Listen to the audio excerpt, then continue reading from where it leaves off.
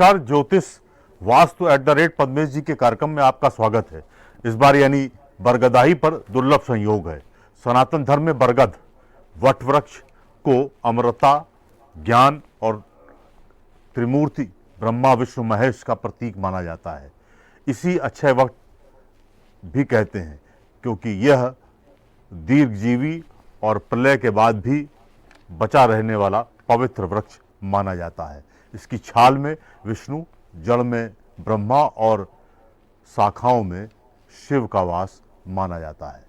बरगद का सनातनी व पौराणिक महत्व भी बहुत सारा है, लेकिन वटवृक्ष को की पूजा करके सुहागिनें अपने पति की दीर्घायु की कामना करती हैं।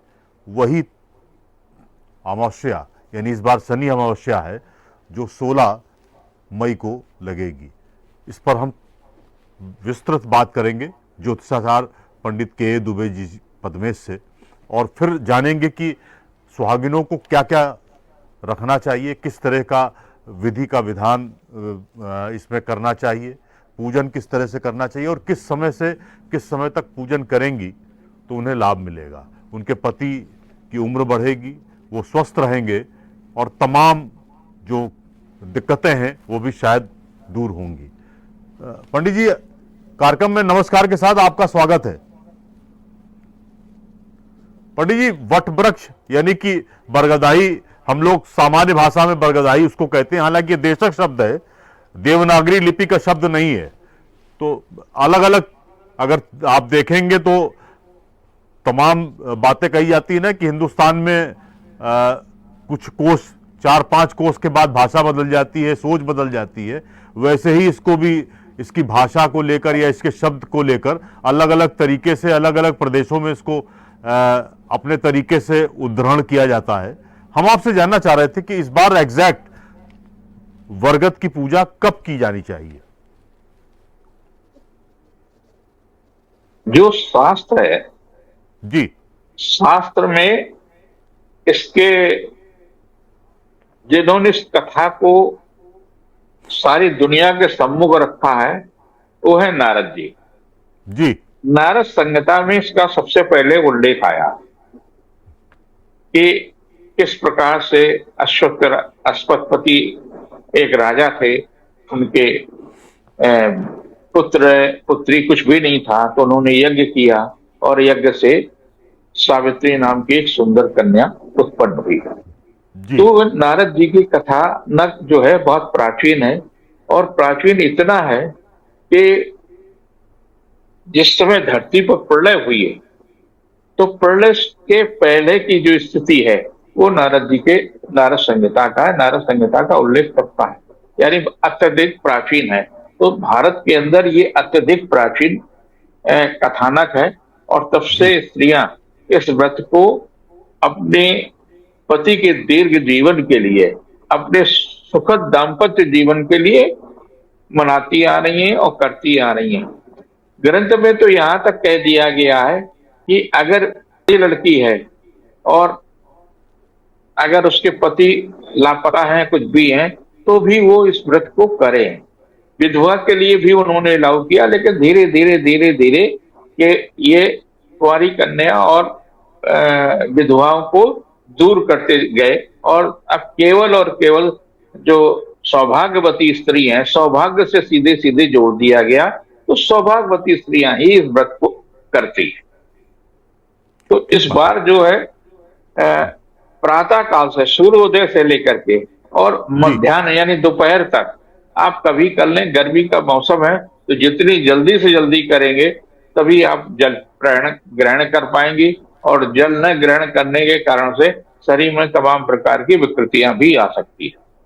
ठीक बात है।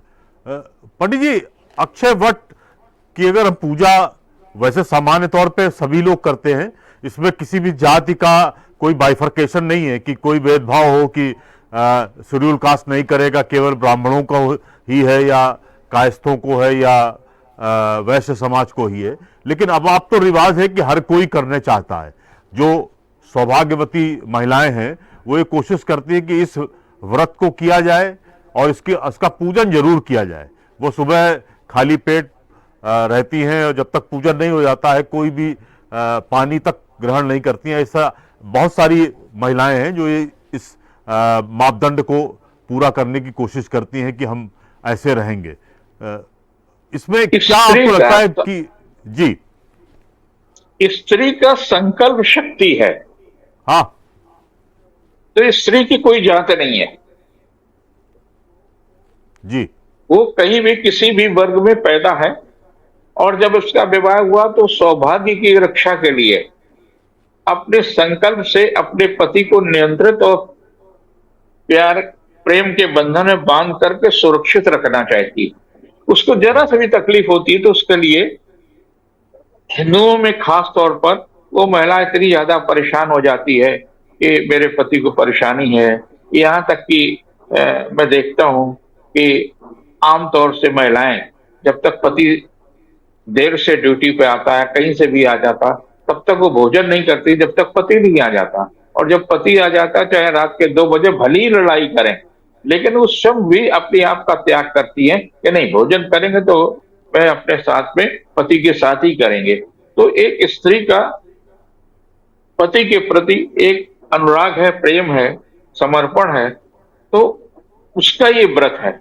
वो चाहती है कि हमारे पूरे जीवन भर, और सच भी है, स्त्री का सम्मान पति से ही है। और जब पति नहीं होता है तो हमारे समाज में जो भी विकृतियां आ रही हैं, जो भी कारण रहा है, उस स्त्री को उतना सम्मान नहीं मिलता। और कुछ तो हम ही देखते हैं।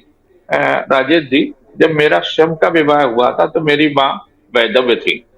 जी। तो लड़के बहू का स्वागत करने के लिए वैधव्य स्त्री को नहीं आने दिया जाता। हमने कहा नहीं, माँ है और मेरी माँ ही उनको अंदर लेके जाएगी। तो कई लोगों ने बड़ा विरोध किया, मेरे नाते रिश्तेदारों ने विरोध किया। हमने कहा नहीं, मैं किसी तरह का कोई समझौता नहीं करूंगा। माँ माने माँ है, और माँ जब है तो वो न तो वैधव्य होती है न स्वागन है। स्वागन है तो ठीक है, लेकिन माँ के लिए कई शब्दों का प्रयोग नहीं आया कि माँ स्वागन ही होना चाहिए या माँ वैधव्य है तो वो ये नहीं कर सकती है।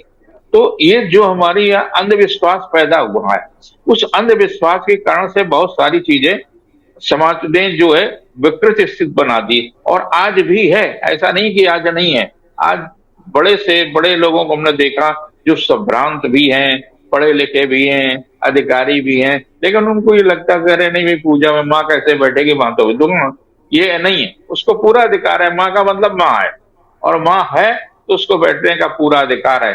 अगर ये सोच आज की तारीख में आएगी, हमारा कोई भी कार्य इस पूरे जीवन में जब तक मेरी माँ जीवित रही है तब तक माँ से ही शुरू होती थी, माँ पर ही समाप्त होता था। ठीक बात है। पंडित जी, मुझे लगता है कि आपने एक बड़ा शानदार चित्रण किया है। बहुत सारे परिवारों में आप इसे कह लीजिए कि रूढ़िवादी व्यवस्थाएं हैं कि अगर चीज़ें, माँ अगर विधवा हो गई है तो फिर उसको तमाम पूजन में शामिल नहीं करते हैं। लेकिन मुझे लगता है कि माँ सबसे बड़ी चीज़ है, पिता भी बहुत सबसे बड़े हैं, लेकिन अगर इन सब चीजों को किया भी जा रहा है तो मुझे लगता है उसके पीछे निर्वाह भी कर अज्ञानता है। जी। नहीं, इस परंपरा का निर्वाह कर रहा मैं खुद मैंने अपनी माँ के साथ किया। मेरे बेटे का जब निधन हुआ, हाँ, तो मैंने अपने पौत्र और पौत्री से पहले ही कहा कि नहीं, मंदिर जाओगे तुम लोग तो अपनी माँ को लेके जाओगे। और मैं खुद अपने गाड़ी में बैठाल करके बहू को, दोनों बेटे और पौत्र और पौत्री को लेकर गया पनकी मंदिर उसके कार्यक्रम के बाद में। तो और उनको बार बार मेरी हिदायत ही है कि कहीं भी जाओगे, किसी भी तरह करोगे, तुम्हारा अंतिम निर्णय वह तुम्हारी माँ हमसे पूछे तो ठीक है, नहीं पूछे अगर माँ कहती कि नहीं है, फिर हमसे डिस्कस जरूर कर लेना। हो सकता है भावुकता में कुछ कहे, लेकिन सम्मान में कोई कंप्रोमाइज नहीं होना चाहिए। सम्मान जो है माँ को माँ की तरह से ही मिलना चाहिए। ठीक बात, उसका कोई विकल्प नहीं है माँ का। तो अगर इस परंपराओं को धीरे धीरे धीरे आ जाएगा तो आप निश्चित रूप से, अब आप देखिए इसमें बहना देने की राजेश जी परंपरा है कि जिस समय आप पूजन करके घर लौटें तो बहू अपनी सास को बहना देती है। अब सास अगर विधवा है तो सोचती है हम कैसे दें, उसको देना चाहिए। वो सास नहीं है, लड़के की माँ है। और जब लड़के की माँ है तो केवल माँ है, उसको देने में कोई भी शास्त्र में ऐसा विधान नहीं है और न मैंने कहीं पढ़ा है कि माँ को बहना नहीं दिया जा सकता। उसको देना चाहिए, हर सास को देना। हमारी पत्नी भी देती थी, हमारी माँ आती जब बरगद का वृक्ष को पूजन करके आती थी। और हम जी तो 57-58 साल मेरे दाम्पत्य जीवन के हो गए हैं और भगवान के दया से सारा सब कुछ ठीक ही है। कभी कभी वो डांट लेती हैं, देर से क्यों आए, क्योंकि हम भूखी हैं, तो वो तो अलग बात है। बाकी तो हम लोगों का दाम्पत्य जीवन ठीक है। तो एक माँ का आशीर्वाद आपके साथ में जब तक आप रहेंगे तब तक चलेगा। ठीक बात है। पंडित जी, भगवान बुद्ध को बरगद के पेड़ के नीचे ज्ञान प्राप्त हुआ और हमारे सनातन धर्म में यह व्यवस्था है कि हम उस 16 मई को पूजन करेंगे, सुहागिनें पूजन करेंगी। बहुत सारे परिवारों में एक प्रचलन है कि जो भी महिला है वो अपने हस्बैंड को लेकर, पति को लेकर जाती है और पूजन करती है। क्या इसे सबसे बेहतर उपाय माना जाए क्या? नहीं, इससे बेहतर ये उपाय है कि वो पति जी। से एक वृक्ष जरूर लगवाए। हाँ। अगर वो एक वृक्ष लगवाती है पत्नी और आप उसमें जाकर के सेवा करती हैं बट वृक्ष की, बट वृक्ष से आप लेपटती हैं, बट वृक्ष के पैर दबाती हैं, वृक्ष वृक्ष को जल देती हैं, ऐसे बट वृक्ष को उत्पत्ति भी करिए। एक समय ऐसा आ सकता है कि जब इस देश के अंदर बट वृक्षों की संख्या कम हो जाए। जी तो बट वृक्ष को हर स्त्री को चाहिए अपने पति से बात करके बट वृक्ष जरूर लगाएं। हमारे स्कूलों में, तीनों स्कूलों के आसपास बट वृक्ष है, स्कूल के अंदर बट वृक्ष है। हम हमेशा प्रयास करते हैं जो सनातन संस्कृत की नियमावली है उसको पूरी तरह से बच्चे भी पालन करें और हम भी पालन करें, अध्यापक भी पालन करें। जी जी जी जी। एक बात और आपसे जानना चाह रहे थे कि जिस दिन ये बरगदाई है उस दिन पूजा का क्या विधान हो सकता है? मतलब एक संक्षेप में और सामान्य तौर पे कौन सी चीजों को रखा जाए, उन्होंने प्रमुखता से रखा जाए, वो थोड़ा सा जीवन चित्रण उसका करें। जीवन और मृत्यु जी की जो बागडोर है वो यमराज के पास है। जी और राजेश जी अपने यहाँ जो जितने पर्व हैं उन पर्व में जहां पर भी 8 बत्ती का दिया जलता घर के बाहर, आप कार्तिक के मास में जलाते हैं। और कार्तिक मास में जो 5 त्योहार होते हैं, धन त्रयोदशी, नरक चतुर्दशी, दीपावली, प्रतिपदा और यम द्वितीया, उसका नाम ही यम द्वितीया, ये पांचों पर्व यमराज के हैं। हम्म। और यमराज के ही पूजन का करते हैं ताकि हमारे घर में, अगर हमारा शरीर ही नहीं स्वस्थ रहेगा, परिवार ही नहीं ठीक रहेगा, परिवार को अचानक ही उठाकर ले जाएंगे तो कैसे। इसमें भी सावित्री ने जो पूजन किया वो यमराज का जी किया, यमराज से प्रार्थना की। और यमराज जड़ों पर से और पत्तियों तक रहते हैं और उनका जो आखिरी वास होता है वो होता है कली, जो बट होती है, और उसको ही खाना होता है। तोड़ करके जो महिला पूजन करती है तो वो बट ही खाती है, जी बरगद की। पूजन सारे उसके करेंगे लेकिन बट जो है उसकी अंतिम सिरा होता है, नीचे भी हो सकता है, ऊपर भी हो सकता है, और उसको ही वो खाती है व्रत तोड़ों से। और पति से चाहती है कि पति हमको जल पिलाए, और ठीक भी है, सारे दिन आपके लिए व्रत किए तो उसको जल पिलाना चाहिए। वो प्रार्थना एक पति के लिए करती है कि हे बट देवता, आपका वास ब्रह्मा विष्णु महेश के अतिरिक्त भी आपका वास है। हम उनसे प्रार्थना करते, जैसे तुलसीदास जी ने भगवान राम के उपासक थे, लेकिन एक जगह कहा कि मेरी बहुत सारी पीड़ा है, अब आप ही हनुमान जी ठीक करिए, आप ही ठीक करिए। इसका मतलब ये कि हम बहुत हर जगह से कर चुके प्रयास, लेकिन पीड़ा नहीं ठीक हो रही, राहु की महादशा चल रही थी। राहु की महादशा में उन्होंने अपनी व्यथा व्यक्त की और हनुमान जी ने उनकी पीड़ा भी ठीक की, और उसके बाद में उन्होंने हनुमान चालीसा की रचना की। तो इसी प्रकार से आपकी इच्छा, हर स्त्री की इच्छा होती है कि मेरा पति स्वस्थ रहे, केयरिंग रहे और दीर्घायु रहे, हमारी अंतिम यात्रा यानी मेरा श्रृंगार करके ही मुझे विदा करे। वो चाहे वृद्ध है, वो 90 वर्ष की स्त्री हो, उसकी भी इच्छा है कि मेरा पति मेरा श्रृंगार करके ही मुझे घाट तक पहुंचाए और उसका ही कंधा मुझे मिले। ये उसकी इच्छा ही रहती है और प्रबल इच्छा रहती है। भारतीय नारी की एकमात्र इच्छा है और इसी कारण से उसका कोई विकल्प नहीं है। ठीक बात है, एक बड़ी बात आपने कही है। एक बार पंडित जी थोड़ा सा ये भी, इस बार की जो बरगदाई है उसमें ज्येष्ठ अमावस्या को ऐसा माना जाता होना चाहिए, उसी दिन पड़ती है ये, शनि अमावस्या भी उसी दिन है। ये जो संयोग है इसे आप किस रूप में देख रहे हैं? शनि अमावस्या है। शनि क्या करता है? जी। शनि के सगे भाई यमराज है। अगर आप शनि की पूजा करेंगे तो यमराज जी वैसे ही प्रसन्न होंगे।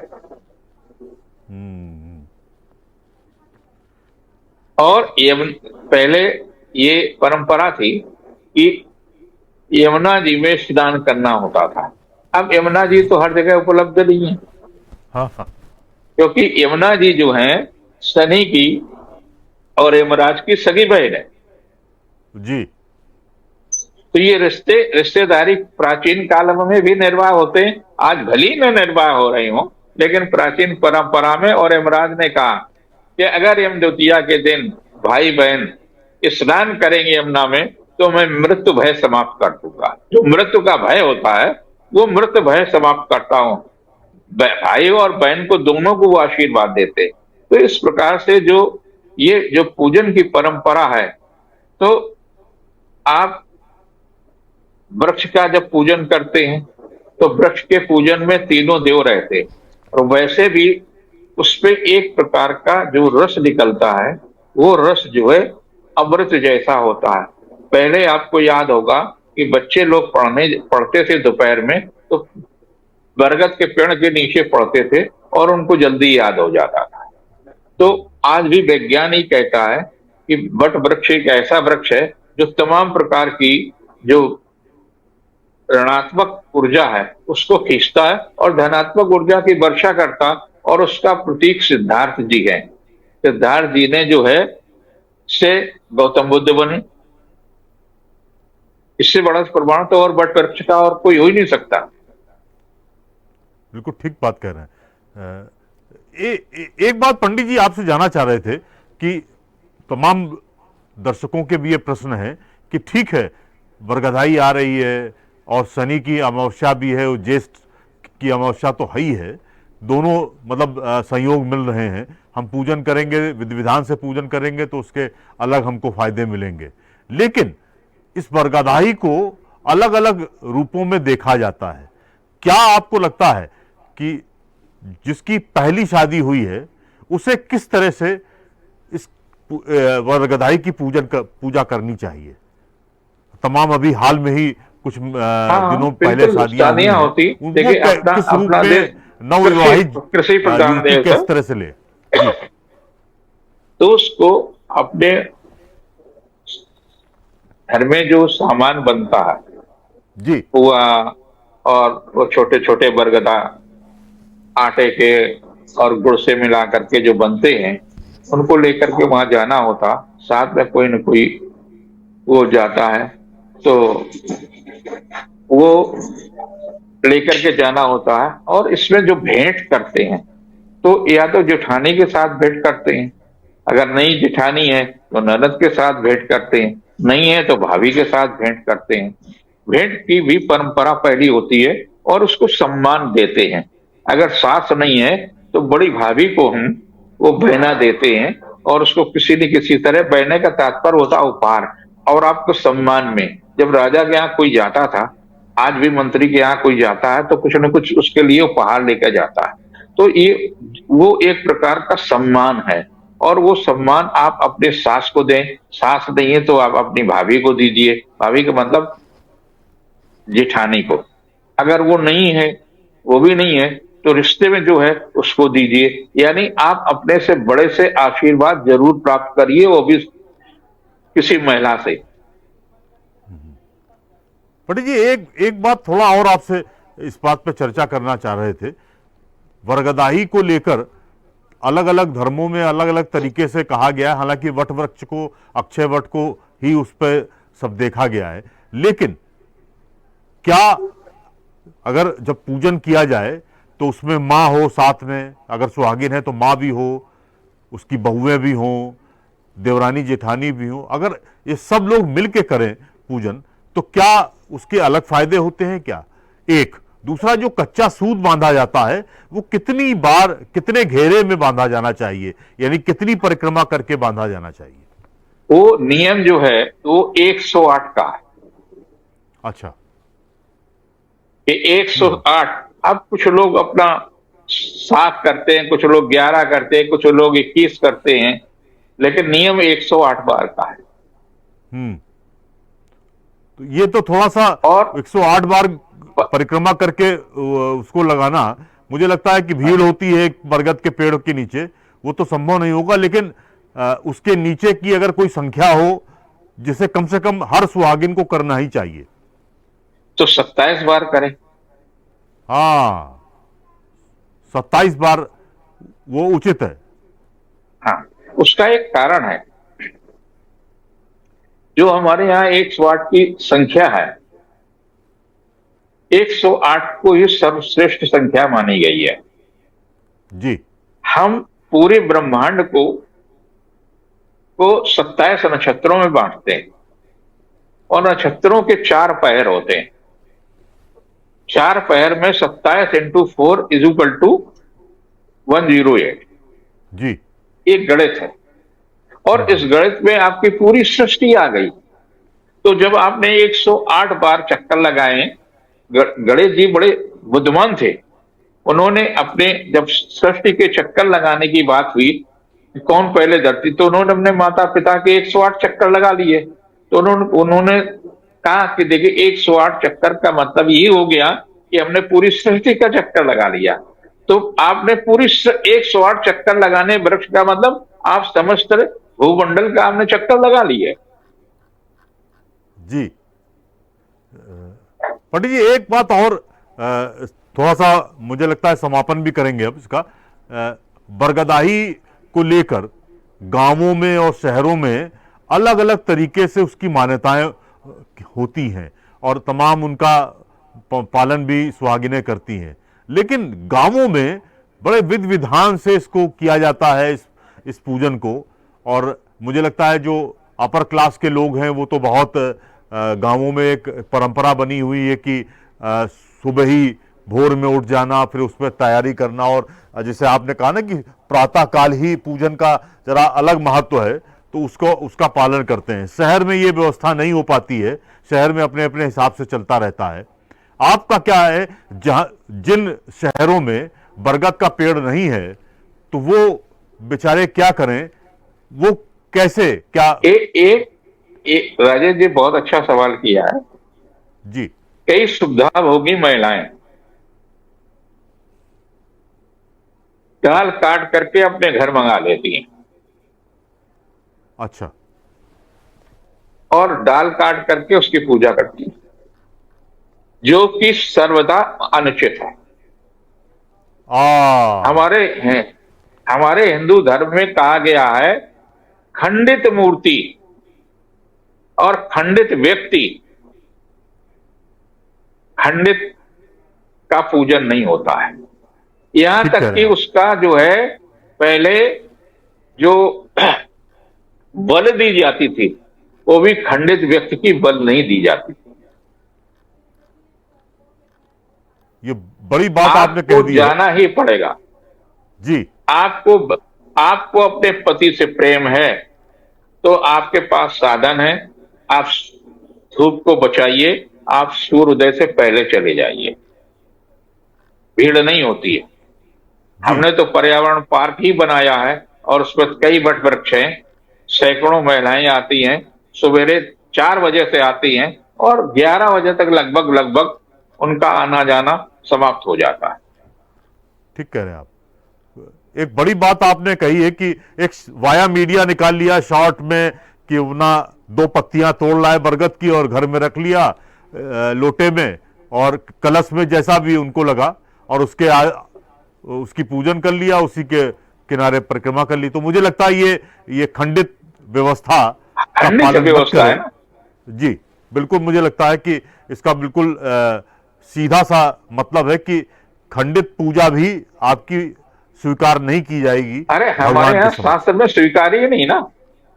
जी शास्त्र उसको स्वीकार ही नहीं करता है। हाँ, ठीक बात है। आप जब गणेश लक्ष्मी जी की मूर्ति लाते हैं तो बार बार जी उसको 100 बार देखते हैं, खंडित तो नहीं है, और जरा से भी खंडित होती तुरंत बदलते हैं। हाँ, ठीक कह रहे हैं आप। पंडित जी, एक आखिरी सवाल आपसे कि आपने तमाम सारी चीजों पर प्रकाश तो डाल ही दिया है। बरगद के पेड़ को अब सामान्य तौर पर लगाया नहीं जा रहा है। अगर वृक्षारोपण का कार्यक्रम चलता है तो बरगद का पेड़ जो है वो हाशिए पे रहता है।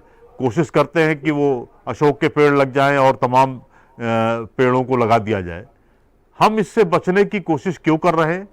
एक संदेश पर्यावरण के परिप्रेक्ष्य में दे दीजिए। नहीं, हम और एक हर चीज व्यक्ति बता को दें। बरगद क्यों लगाना चाहिए?